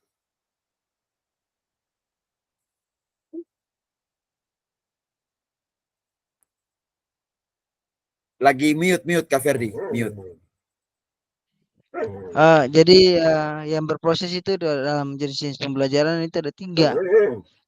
Discovery learning, problem based learning, dan project based learning. Nah itu 3 itu. Oke, jadi Kak Ferdi kemarin berjibaku dengan 3 model ini ya. Nanti setelah ini kita banyak hal yang nanti kita belajar terkait dengan model-model seperti ini, seperti apa, nanti ada simulasinya, dan nanti kakak-kakak sekalian waktu kita bertemu di tatap muka, luring, ini semua hal akan kakak-kakak praktekkan, ya. Bagaimana kita melakukan proses-proses pembelajaran seperti ini. Baik kakak-kakak sekalian, aktivitas berikut adalah karakteristik perkembangan peserta didik. Baik kakak-kakak. Kita akan melihat, memahami karakteristik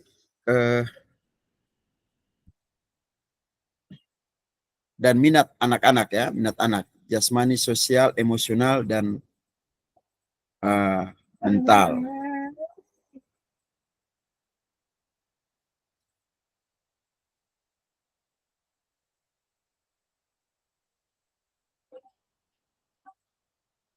Siap kakak-kakak? Jadi coba silakan kakak-kakak cocokkan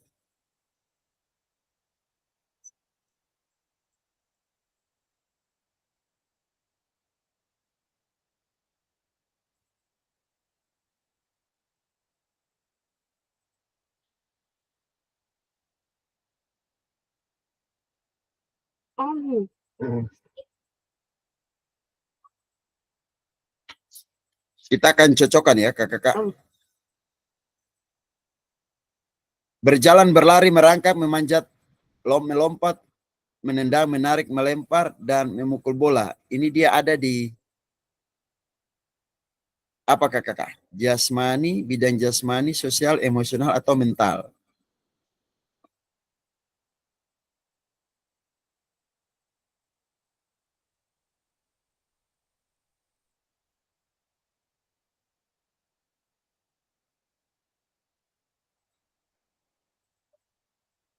Kak Kamike, untuk karakteristik jalan, berlari, merangkak, memanjat, melompat, menendang, menarik, melempar, dan memukul, ini dia ada di bidang mana? Sosial, jasmani, mental? Jasmani kakak, kalau menurut pendapat beta jasmani kakak. Kalau untuk ini, berarti dia berada di usia berapa menurut kakak?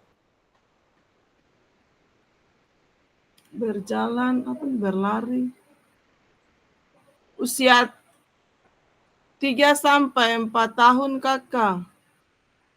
Itu sajakah? Atau dia bisa naik sampai 12, 18? Bisa kakak. Di 5 sampai 6 tahun. Oke. Untuk sementara itu doang kakak. Aku salah. Ini tidak ada benar salah ya kakak. Katong coba untuk mereview masing-masing kita belajar. Kalau Ferdi, anak-anak pada usia ini mulai mengembangkan rasa diri mereka sendiri dan belajar untuk memahami perasaan orang lain. Mereka juga mulai belajar untuk bergaul dengan teman sebaya mereka. Ini di bidang mana? Sosial, emosional, atau mental? Dan dia berada di Bisa mulai beberapa. mengembangkan rasa diri mereka. Mulai mereka juga. Di bidang apa nih kakak? Sosial kah, emosional kah, atau mental?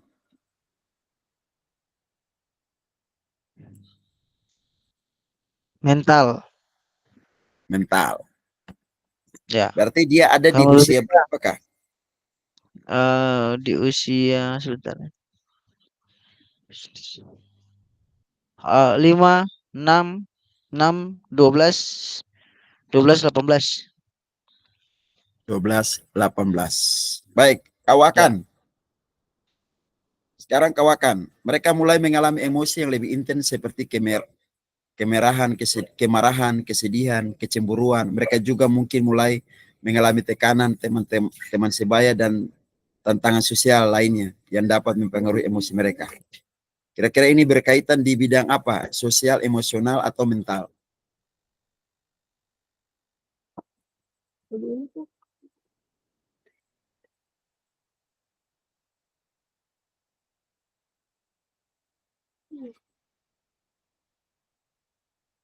Kawakan? Silakan Kak.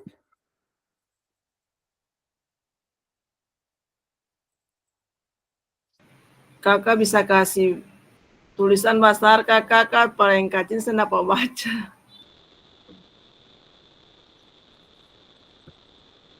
Kak mohon maaf.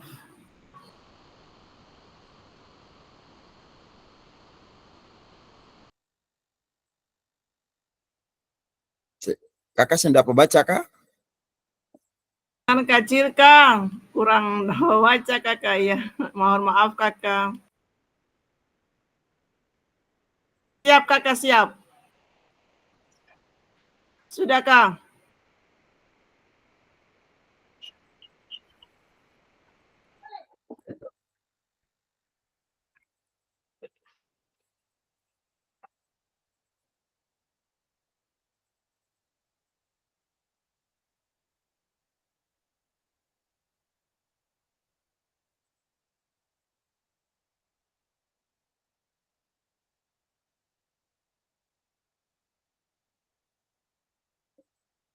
Silakan kawakan. Kawakan. Kawakan menghilang. Oke, kita lanjut kakak-kakak.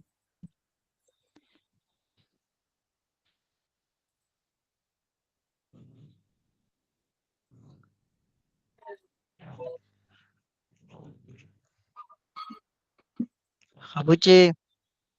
Yap Kak. Ya ini ya kita bisa membantu saja lah. Artinya ketong yang perlu untuk apa namanya kan ketong juga belajar.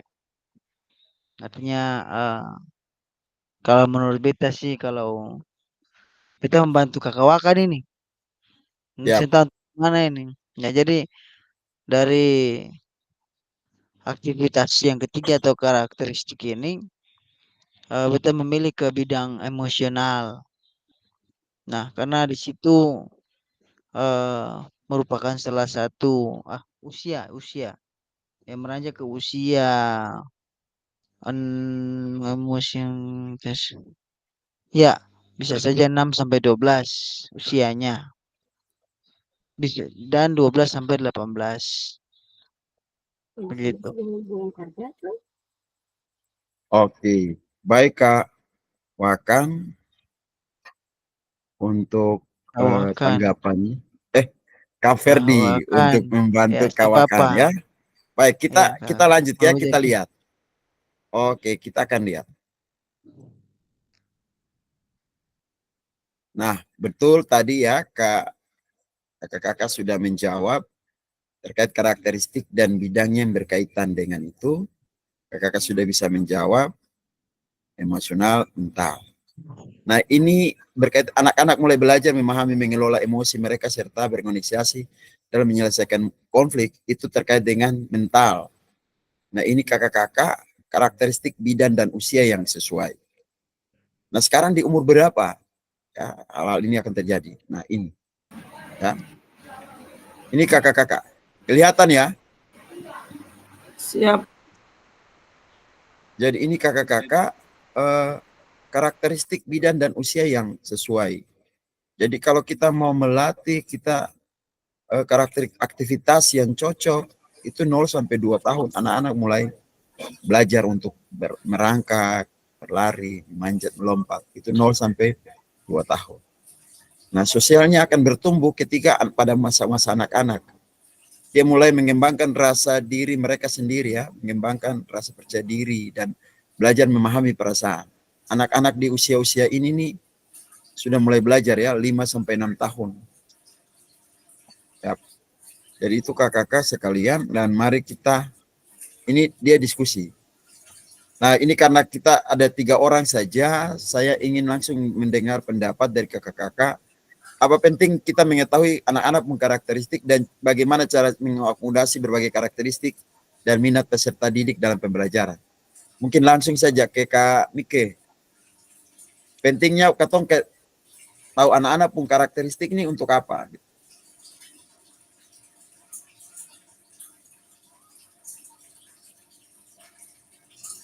Ya kakak, terima kasih atas kesempatan diberikan. Mungkin beta bisa mencoba menjawab pertanyaan kakak. Kalau menurut beta pentingnya kita mengetahui karakteristik anak itu agar anak bisa dapat melakukan segala keterampilan geraknya dengan baik kakak. Baik. Itu sementara dari beta Siap. kakak. Terima kasih. Oke. Ada yang mau ditambahkan kawakan? Gerak keterampilan.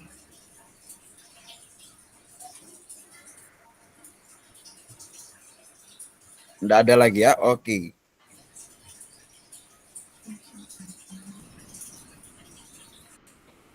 Nah, kakak-kakak sekalian, pembelajaran diferensiasi adalah usaha guru untuk menyesuaikan pembelajaran di kelas untuk memenuhi kebutuhan belajar individu murid. Mungkin diferensiasi ini semenjak pendidikan guru penggerak dan bergantinya kurikulum dari K13 ke kurikulum nasional yang kemarin kita kenal dengan kurikulum merdeka.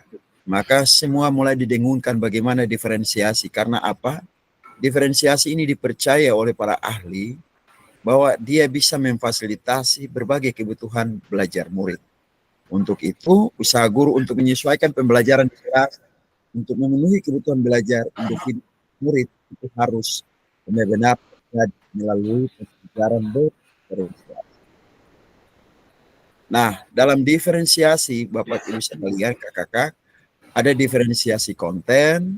Kalau kakak-kakak baca, ada diferensi proses dan diferensiasi produk. Ini adalah itu pembelajaran dari diferensiasi. Bagaimana kita merujuk pada strategi membedakan perorganisasian dan format penyampaian konten adalah materi pengetahuan konsep keterampilan itu konten. Lalu yang berikut proses. Ini kan ada anak-anak yang dia suka mendengar. Kalau guru ceramah itu dia suka dengar. Tapi ada anak-anak yang dia lebih suka kalau katong putar film. Ya, katong suka film. Nah, ada juga siswa kalau katong berikan tugas, dia lebih suka menulis. Ada juga lebih suka buat dalam bentuk puisi, dia dalam bentuk lagu. Ada Pak Guru, beta bikin dalam presentasi saja ya. Beta pun tugas ini, beta pun produk ini, Pak Guru beta bicara lalu beta rekam saja. Atau ada Pak Guru beta bikin dalam bentuk video. Nah, ini adalah bentuk-bentuk bagaimana kita mengakomodir berbagai kepentingan, berbagai kemampuan belajar dari siswa. Nah, Diferensiasi konten dan proses maupun produk ini kakak-kakak mungkin bisa lebih diperdalam lagi. Nanti kita akan belajar bagaimana membuat seperti itu, dan kita akan perdalam hingga kakak-kakak membaca modul-modul maupun mencari literasi yang lain supaya kita dapat belajar lebih dalam lagi terkait dengan diferensiasi ini, ya kakak-kakak.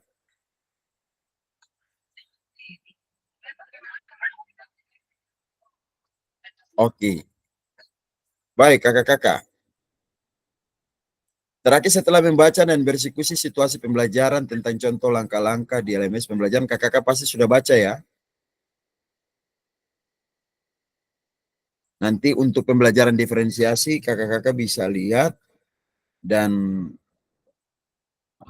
contoh-contoh penerapannya dalam modul kakak-kakak bisa lihat dan pelajari. Mungkin kita akan saling menguatkan diskusi dalam kolom diskusi. Mungkin saya mintakan untuk kakak-kakak lebih untuk memperdalam lagi sehingga kita dalam diskusinya lebih enak, ya. Nah, nanti juga kakak-kakak bisa menulis refleksi ya, kakak-kakak. Baik, kita sudah ada pada sesi akhir hari ini kakak-kakak sekalian. Jadi memahami konsep pembelajaran PJOK yang berpusat pada peserta didik. 2. Memahami minat peserta didik sesuai karakteristik bidang jasmani, sosial, emosional, dan menganalisis studi kasus kegiatan pembelajaran PJOK dan yang berdiferensiasi. Baik kakak-kakak, katong pun pertemuan hampir 2 jam, dan saya mintakan kakak-kakak untuk jangan bosan-bosan untuk tetap melihat LMS, membaca. Kuncinya katong baca saya kakak-kakak, lalu pahami, berdiskusi dengan teman-teman yang lain, mungkin di sekolah kakak-kakak ada guru penggerak dan sebagainya. Mungkin kakak-kakak bisa memperdalam supaya pada waktu pembuatan modul-modul yang berdiferensiasi, kakak-kakak bisa lebih banyak. Jadi intinya katong saling menguatkan satu dengan yang lain. Ya, terima kasih untuk seluruh partisipasi kakak-kakak dalam proses pertemuan kita kali ini. Saya mintakan semua untuk mengaktifkan kamera. Sebelum kita berakhir, saya mau buat kenangan lewat foto. Ya kakak-kakak, berikan senyuman terbaik.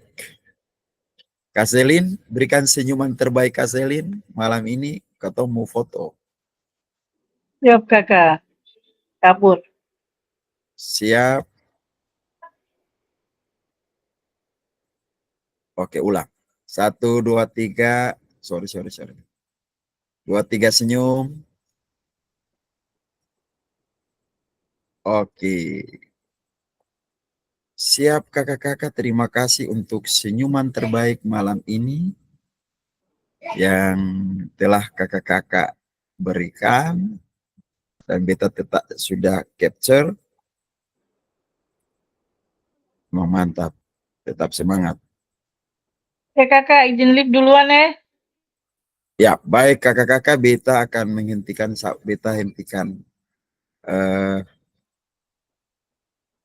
rekaman, dan sebelum beta hentikan rekaman, sekali lagi terima kasih kami ke Kak Ferdi, Kak Abdul, Kak Admin, Kak Selin yang sudah setia menemani kita, dan kakak-kakak yang lain. Saya berharap mungkin Kak Welsa dan Kak Elis karena ada berhalangan, mereka tidak bisa bergabung. Dan saya berharap 8 nama yang telah saya masukkan itu bisa aktif kembali di besok hari. Karena kenapa? Nama-nama malam ini akan dimasukkan ke dinas dan kepala sekolah. Karena kenapa? Kakak-kakak semua telah mengaktifkan LMS untuk belajar. Tapi pada kenyataannya, banyak kakak-kakak yang tidak terlibat. Di kelas kita mungkin ada 13 ya Kak Selin? Iya, 13 kakak. Iya. Di kelas kita itu 13. Ya.